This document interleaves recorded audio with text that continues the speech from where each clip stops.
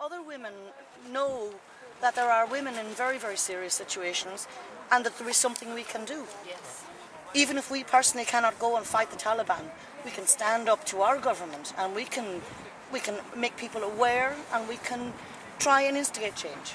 Well, I can say for one thing, by you doing this, I mean, I feel very fortunate that we've been asked to do a documentary on what we're doing, because it's got me introduced to Margareta and yourself and everybody. I have to admit, I hardly knew anything about it, and what I'm finding... That's wonderful. What I'm finding, and I mean, Tiger's also said, I mean, I've said to Edward and John, and I'd say the same to yourselves, if I can get this, actually, this is purely for college, but if I can get this broadcast properly with your permission, I would do this, because I think there needs to be some honesty, and that's what I'm about. Honesty in journalism. You know. Well, you're talking to a group of straight talking women. You will not get bullshit from us. Margareta is the woman who knows the situation on the ground. But to do this, I mean, you've got guts to be doing this. I mean, because a lot of people are intimidated by guards. I'd say half the people that didn't stop to get one of these was because the guards because they were afraid they had no tax.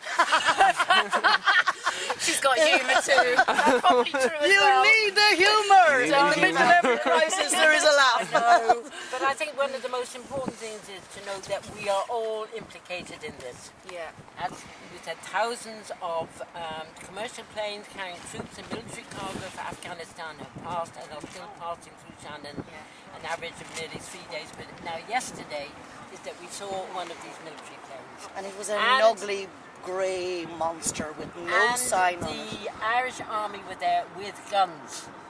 So who were those guns for? Yeah, what was in the plane that was so important? Well, apparently there was nothing in the plane. All right. Yeah, but even though there was nothing but we were outside the plane. And we did stop the guard. We have consistently stopped the Gardaí and said, what is in the planes?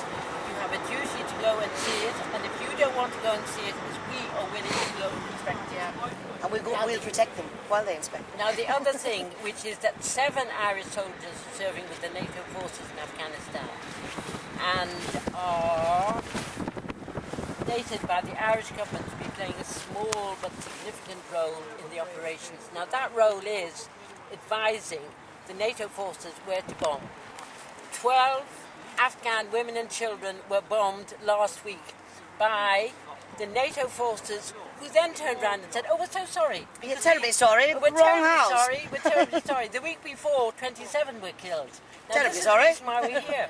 So that the Afghan women, they feel alone, because the whole propaganda, probably you don't remember, the whole propaganda, when the Taliban took over in Afghanistan, in a legitimate way, suddenly Bush put the propaganda out to women.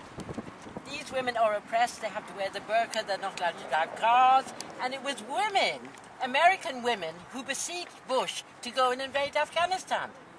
And yet now, where are these voices raised? Is the women have not been liberated. Their situation is infinitely worse. And and this is, I think, one of the reasons why there is not the focus in Afghanistan, because people are confused now. Why can they not take the leadership from women? If they were to implement 1325, they would be taking leadership from women like Malaya Joya, who says we have not been liberated, but support us. We are interventionists inside the women's movement, because it is women who are the most of, in all wars, it's women and children who are killed after the war. They are the ones who have to reconstruct it. And are they given the money? Who is given the money? The money is given to the warlords, given to corrupt politicians. It's time we put a stop to it and said, let the money go to those women who are directly involved in the conflict, because they know what's going on. I was in Nepal recently, and one of the resolutions, we're bringing this up, and when we're coming along saying, oh no, you can't have village women, because they will, and anyway they're going to be dominated by the men. So I went to village women who were squashing a place, and we spoke to them and we said, would you be willing to actually go to the United Nations as part of the conflict resolution that was happening in Nepal at the time, because the Maoists were there? And so they said, well, we would not be willing to go on our own. We would go if we could all go. That's a group. Now, what normally happens, which is where the corruption takes place, is suddenly one woman is chosen, and she is kind of primed, and she's on her own, and she's in there. And she's vulnerable. And she's vulnerable. So therefore, as women are strongest when they work in a collective way. And that is that we've got to understand. So when you just hear one woman, I mean, we have all these women in the bloody Dáil. How many of them have spoken out about what is happening in Afghanistan? Not one of them has spoken out about what's happening in Afghanistan and to the women. So what is the point then of having one woman, and she comes along and she joins the Labour Party? I mean, we have Liz McManus. We have some very brilliant women individually, but collectively they're not working collectively together. is that they go and they obey the leadership of the Labour Party. Or the Fianna Fáil, or the Fine Gaels, or whoever you're having yourself. So even though it might appear to be very insignificant what happened today, but even though insignificant at all it was, still it struck a chord with you. And Toig and Ashley. I know. Sure. And my son's chatting away to your colleagues out there as well. I feel actually bad, like that. You know, oh, this is only a college project to get grades, but you know, I mean, this is always the beginning of an idea. No, the fact of the matter and is, think of it as the beginning of an idea. The fact of the matter is that you bothered to actually come is fantastic, because you have ears to listen to us.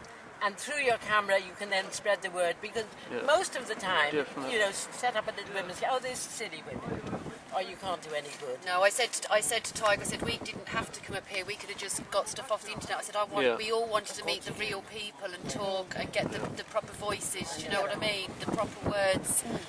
But you see, everybody thinks they can do nothing. Like, everybody thinks they can do nothing, and yet it is. When this women's group came together last night with the support of great men, with the support of great colleagues all over the place, and then you come along and you add the energy to it. Exactly. And so everybody feeds into one small centre, and the centre starts to bloom, and then something happens. Exactly. So I'm very proud and happy to be part of this. Yes, but also we are theatre people, because there's Carmel from Cork, come all the way from Cork, and she is theatre. Fiona is theatre. You are theatre. And Jenny is theatre. And what we decided, and this is, first with the news, go on, explain. Okay, we have decided to set up a theatre company, and our theatre company idea is Theatre of the Shadows. And we're going to use shadow theatre and ourselves as shadows to show what's happening in the undercurrents, the underground in society. And we've called this particular piece Without a Shadow of a Doubt. Yeah, but the most important thing is that this is our theatre. This is our arena. We are claiming this for ourselves. Our space. This is now our space. And this is our space. And I think that that's a very important thing as well, so that they have their theatre, and it's a bloody theatre, and it's a murderous and corrupt theatre. And we have the theatre of war, we have the theatre of peace. And it was really very, very moving. Yesterday we had one young man, and he meditates for 3 hours.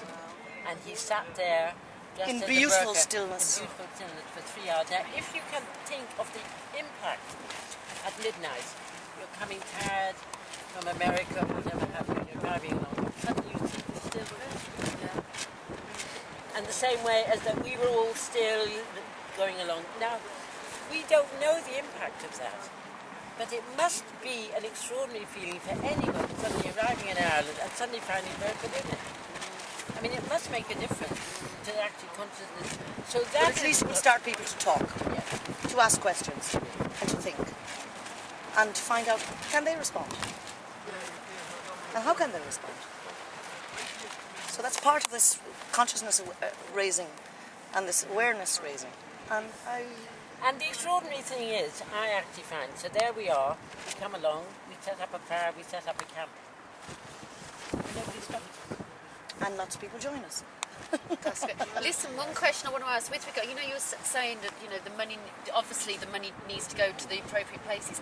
If somebody wanted to raise money for these women, bring it to the Revolutionary Afghanistan Women's Association. And it would definitely get there. And it definitely gets there. They are the one is that they set up hospitals, they set up schools, and they need the money. Of course, the United Nations is working with the money, because they are denouncing the warlords.